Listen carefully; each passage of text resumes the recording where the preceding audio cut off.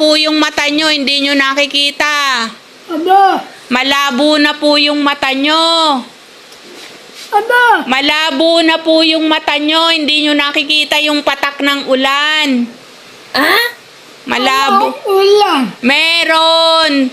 Lumabas kahit umuulan. Lola niya nagtatawag na naman. Katabi niya na ako, tinatawag pa rin ako sa may kusina. Di siya napapagod kapabalik-balik.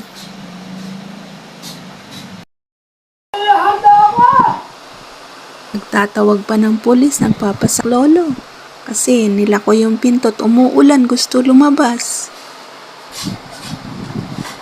Nakatulog yan, mga alas 10 na siguro ng gabi. Tagal namin nakahiga, hindi pa natutulog. Kaya ang nangyari, guys, hanggang ngayon, ayan, yung biyanang ko.